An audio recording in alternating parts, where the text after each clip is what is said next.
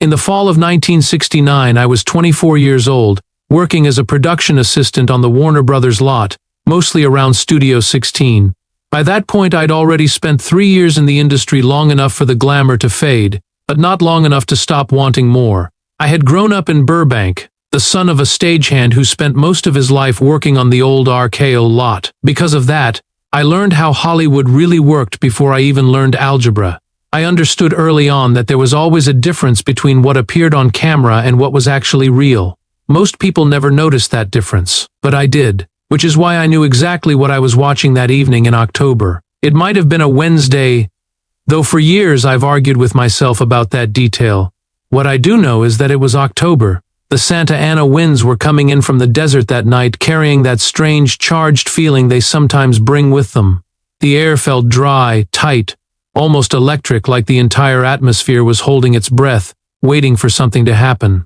In the autumn of 1969, I was 24 years old, working as a production assistant at Warner Brothers, mainly around Studio 16. By that point, I had spent 3 years navigating the Hollywood lot, long enough to see the illusions fade, but not long enough to lose the hunger that drove me to be part of it. Growing up in Burbank as the son of a stagehand who had worked on the old RKO lot, I understood how Hollywood operated long before I could solve algebra problems. The difference between what was filmed and what was real was always apparent to me, and that evening it mattered more than ever. I first met Bruce Lee in the spring of that year. He was on the lot as a consultant for fight choreography, though unofficially he was there to make people take him seriously. Enter the Dragon was still years away. The Green Hornet had come and gone. Bruce had played Katoth Helper, the sidekick, destined always to step behind a white man. Useful, capable, competent, but never the center of attention. That, in Hollywood's eyes, was his role. When I first saw him arrive on set, I was struck by the contrast between expectation and reality. People had imagined something monumental because of the energy he radiated, the stories they had heard of his speed and martial skill. But he was small, perhaps 170 meters tall, slim, unassuming at first glance. And yet the moment he turned to look at you, everything shifted. His eyes, still focused, as though they were the calm center of something spinning rapidly around them, seemed to pierce straight through the industry itself. Most people's eyes move, calculate, act. Bruce's did not. They simply understood. I offered him coffee from my thermos out of habit, more gesture than expectation. He accepted. For 15 minutes we talked about nothing important. The birth of his daughter Shannon, the exhaustion of new fatherhood, the quiet light that shone in someone who was tired yet alive with purpose. In those moments it was impossible not to feel the magnetism that followed him wherever he went. Half the young men on the lot, myself included, would find reasons to linger nearby. Bruce demonstrated his techniques to fight coordinators, but it was more than choreography, it was philosophy. Every move carried intention. Every motion taught a lesson about conflict, about timing, about the nature of human beings. Observers moved closer without realizing it, drawn in by something subtle, something unspoken, something essential. Hollywood, as always, did not know how to respond. Meetings I attended revealed the unvarnished truth. American audiences supposedly would not accept an Asian lead. Market research did not support it. He was too intense for the mainstream. Men of considerable power debated his place with conviction while failing to see what was extraordinary. Bruce absorbed these judgments with composure that would have required discipline beyond imagination. Yet, in fleeting moments, his eyes betrayed the cost of that acceptance. I recall in particular a Thursday evening in October, the exact date still debated in my memory. The Santa Ana winds swept in from the desert, dry and tense, charged with electricity. It was the kind of atmosphere that feels like it is holding its breath, anticipating something monumental. Bruce was at the center of it, preparing for what would become an evening none of us would ever forget. Even then, I understood the tension between expectation and reality. Bruce was a man who had mastered not only the mechanics of martial arts, but also the unspoken rules of power in Hollywood. He carried himself with calm authority, understated but undeniable. And in that quiet command, he exposed the stark contrast between raw talent and the limitations imposed by perception. The studio's fluorescent lights cast shadows across the lot, yet none of them dimmed the way Bruce's presence illuminated the space around him. This first encounter was about more than introductions or polite conversation. It was a preview of the challenge Hollywood would unknowingly set before him and the silent resistance that awaited his vision. It was the beginning of a narrative that would unfold in tension, precision, and an almost unbearable anticipation. Those of us who witnessed it, even peripherally, knew that Bruce Lee was about to challenge not just the choreography of fights, but the very assumptions of an industry. And so, as the evening waned and the lot grew quiet, I realized that what I had observed was something that went beyond the surface of talent or performance. This was the first glimpse of a man who existed in a space between thought and motion, philosophy and action, a man who would forever alter the perception of what it meant to move, to fight, and to be understood in Hollywood. By the time Bruce Lee appeared on the Warner Brothers lot in 1969, his reputation preceded him, but not in a way that Hollywood understood. The Green Hornet had come and gone, leaving him cast as Kato, the sidekick, the helper, forever a step behind a white man, capable, precise, competent, but never the center of attention. That was the mold Hollywood had reserved for him, and Bruce felt the weight of it with every meeting, every scene, every conversation where his vision collided with convention. I had a front-row seat to these collisions. Meetings with producers and fight coordinators revealed the stark contrast between his talent and the industry's perception. Studio executives debated his intensity, his speed, his precision, often in the same breath as dismissals about marketability, audience comfort, and established norms. I watched men with power, experience, and influence scrutinize him, convinced that his extraordinary skills simply did not belong within the mold they had built for decades. Bruce accepted these judgments with composure that belied the quiet storm within him. Yet, in his eyes I could see the cost, the unspoken tension of a man whose ability far exceeded the limitations imposed by those around him. Carl DeHaven was at the center of this tension. 41 years old, with nearly 2 decades of stunt coordination and martial arts consulting under his belt, Carl was no amateur. He had learned from true masters. He had broken bones performing stunts, worn those injuries with a particular pride, and carved a reputation on the style of fighting that dominated Hollywood screens. Wide swings, predictable patterns, and reaction shots formed the framework of his expertise. Bruce quietly and methodically was dismantling it. Their clashes were subtle at first.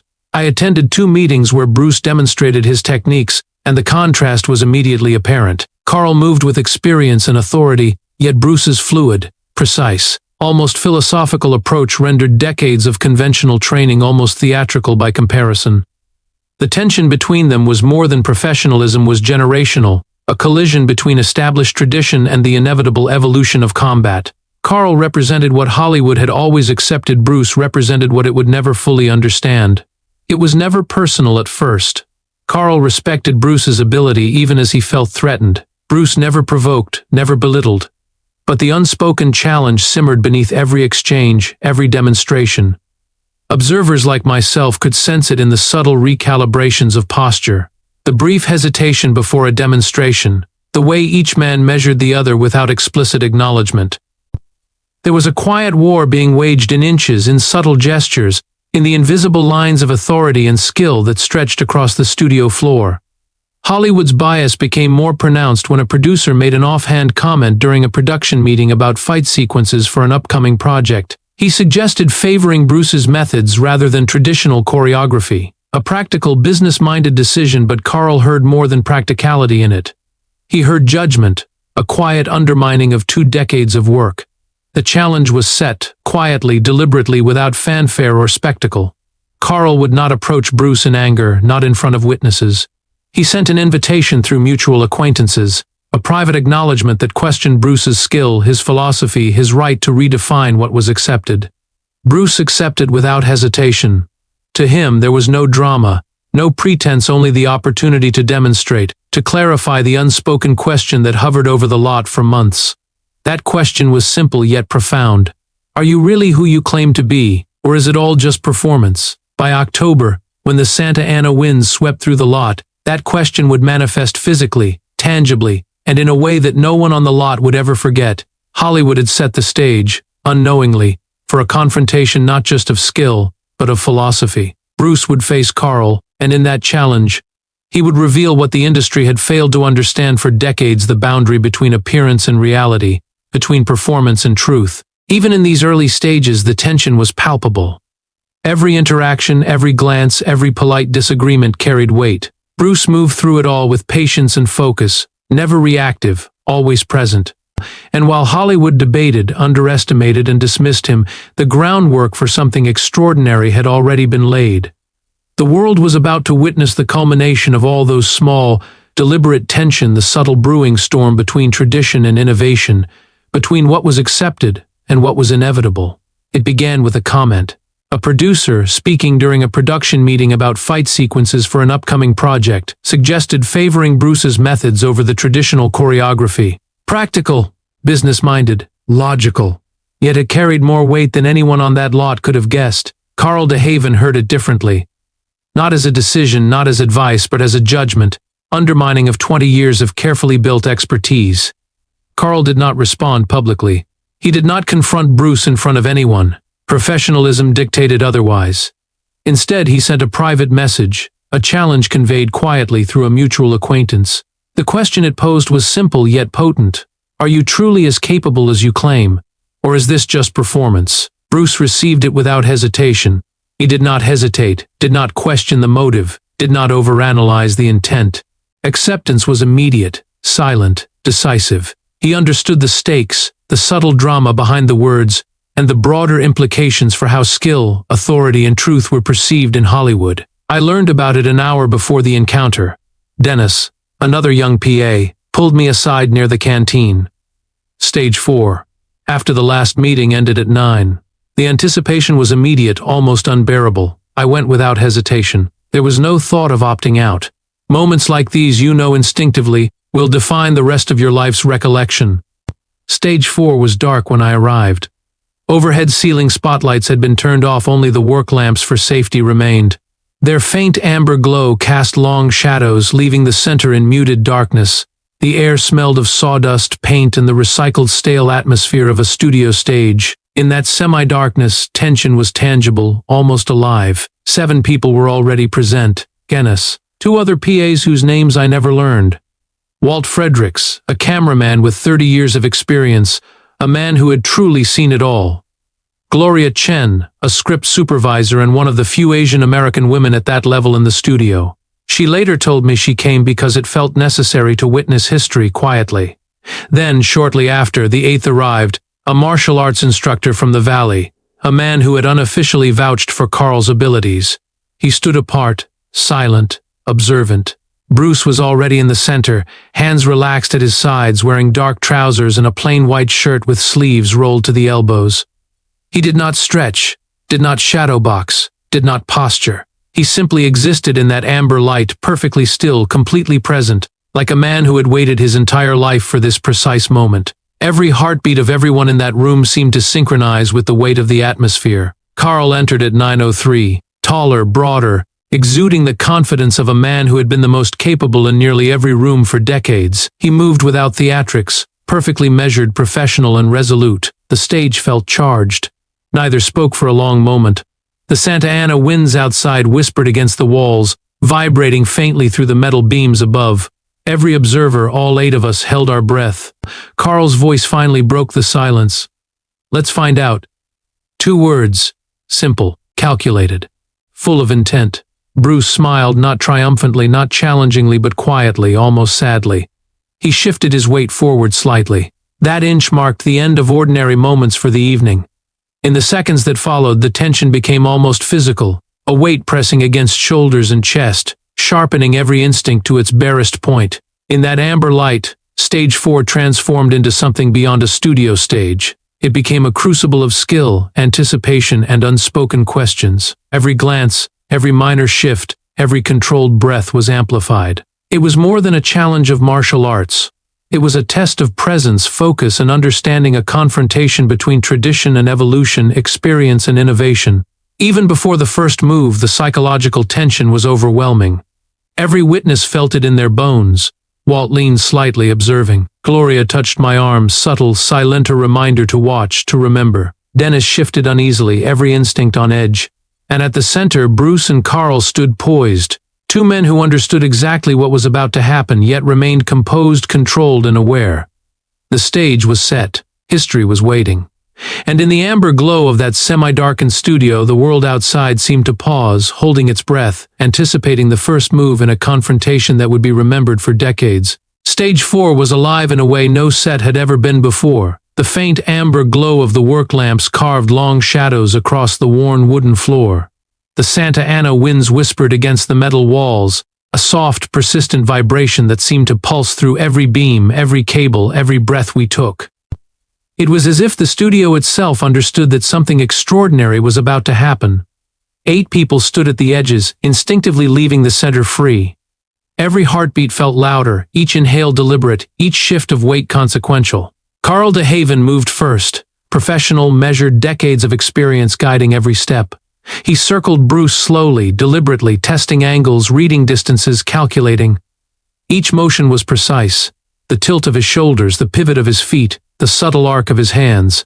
He was trying to anchor Bruce, to find a fixed point, to make Bruce commit to a position he could exploit, but Bruce did not play into it. He shifted slightly, almost imperceptibly, keeping the distance constant, adjusting his stance fluidly, like a compass needle that always finds north. No rehearsed posture, no textbook stance, just presence, balance, and awareness. Carl's eyes flicked to Bruce's hands, his feet, his shoulders, every subtle signal he had learned to read in a lifetime of training. "He's not letting me set the frame," Walt Fredericks whispered beside me. I barely had time to process the observation before Bruce's calm presence seemed to physically alter the air around him.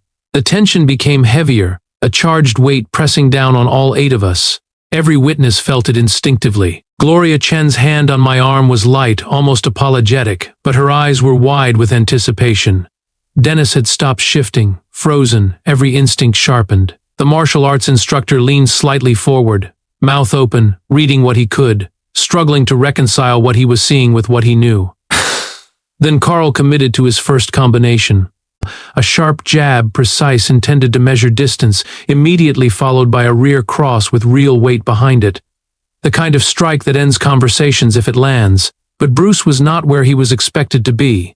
Not by a centimeter, not by a degree. He had already adjusted, slipping off the center line, his body flowing around the attack rather than meeting it. Carl's fist struck air, his shoulder rotating beyond its own center of gravity, leaving a fraction of a second exposed a lifetime in Bruce's world. Bruce's response was instantaneous.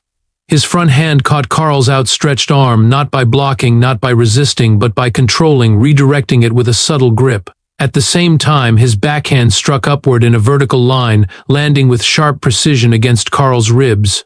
The sound echoed faintly in the semi-dark stage, a subtle percussion that signaled mastery beyond what the eye could immediately comprehend. Carl grunted, stepping back to regroup. Less than 2 seconds had passed. Yet in that short span the air itself seemed altered, rearranged, as though Bruce's presence had shifted reality slightly. The tension on the edges of the stage was almost unbearable. Walt exhaled softly, a quiet, involuntary reaction to witnessing something that defied expectation. Gloria's hand remained on my arm, slight pressure, reminding me to observe, to internalize, to remember. Dennis' body tensed, every muscle alert, anticipating the next move.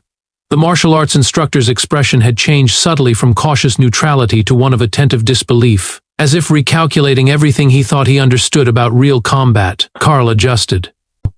He moved closer, lowering his strikes, attempting to close the distance, seeking grappling control, trying to reduce the fight to conventional terms. Bruce's knee rose, precise and controlled, not a strike, but a barrier, a framing device to disrupt Carl's momentum.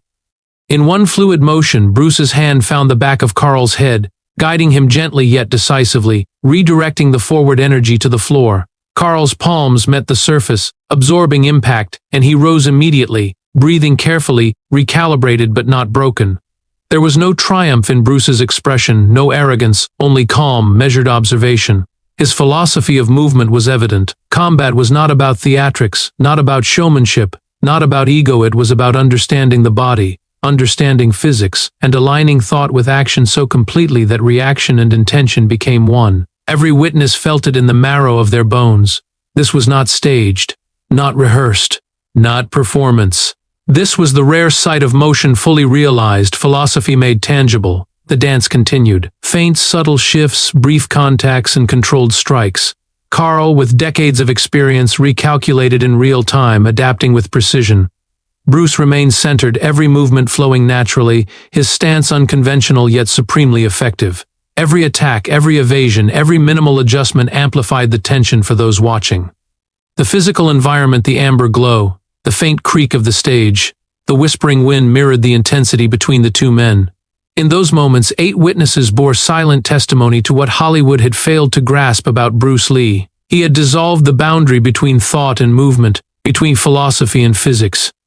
Every subtle action, every imperceptible adjustment demonstrated mastery beyond mere skill. What we were witnessing was not a fight in the conventional sense. It was a living, breathing manifestation of understanding, a collision of intellect, experience, and presence. Stage 4 had become more than a studio. It was a crucible, a place where the impossible became visible, and reality itself seemed to bend under the clarity of motion. Every second, every breath, every glance held meaning, and every observer, from Dennis to Gloria, Walt to the martial arts instructor, understood that what they were witnessing would be remembered forever. The room was silent. Less than a minute had passed since the last exchange, yet it felt like hours. Carl de Haven, still seated on the stage floor, pressed his hands to his ribs, breathing in controlled, deliberate steps. Bruce lowered his hands, the quiet calm of a man who had done what was necessary, nothing more, nothing less. There was no triumph in his expression, no exultation, only awareness, only understanding. Bruce crouched down, bridging the space between them. "You're talented," he said quietly. "Everything you've built is real." Carl looked up, his eyes glossy not from pain but from recognition, from a deep instinctive understanding of what had just occurred. "What are you?" he asked, his voice tinged with awe. Bruce paused, considering the question for a moment. "The same as you," he replied. "I just asked different questions." He held out his hand. Carl took it without hesitation. That single handshake carried more meaning than any conversation, any analysis, any staged fight could ever convey. It was an acknowledgement, respect, understanding. The witnesses remained motionless, absorbing every nuance. Gloria Chen wiped her eyes softly, quietly crying, moved not by the violence, but by the profound clarity she had just witnessed. Walt Fredericks stared into the distance, silent, as if mentally rewriting every sequence he had ever filmed, reconsidering what he thought he knew about movement, timing, and human potential. Dennis exhaled shakily, every muscle finally releasing the tension that had kept him poised for what felt like an eternity. Even the martial arts instructor from the valley, who had initially arrived skeptical, leaned slightly forward, open-mouthed, a quiet acknowledgement passing between him and himself that he had just witnessed something beyond ordinary skill. Bruce remained standing, composed, unassuming, letting the moment exist rather than defining it. Carl rose slowly, controlled, and nodded. There were no words needed beyond what had already been expressed. Carl's respect was evident in the subtle shift of his shoulders, the acknowledgement in his gaze. He understood that Bruce had not only answered the question posed by that private challenge, but had demonstrated something deeper. A philosophy, a way of being in the world that Hollywood had never truly recognized. In that amber-lit stage surrounded by 8 witnesses, the realization settled. What had occurred was rare, not a victory in the conventional sense, not a performance for the cameras, but a revelation of motion, presence, and understanding. Hollywood saw Bruce Lee as a speed, a spectacle, a charisma to be packaged and sold. They never grasped that he embodied something entirely different, a seamless fusion of thought, philosophy, and physicality. That night, those boundaries dissolved. I have thought about those moments for over 50 years. The way Bruce moved, the way Carl recalibrated, the silent testimony of the witnesses, it was unlike anything I had ever seen or expected. The significance of that evening went far beyond a fight. It was a rare glimpse into the essence of mastery, something that could not be replicated or framed, only witnessed. Bruce nodded once, a quiet acknowledgement that the encounter was complete. Carl mirrored it. The room exhaled collectively. Stage 4 returned gradually to ordinary studio silence, yet none of us would ever forget what had transpired. That night, Hollywood's misunderstanding of Bruce Lee's genius became undeniable, not because of what was captured on film, but because of what had been revealed in the amber glow of an empty stage.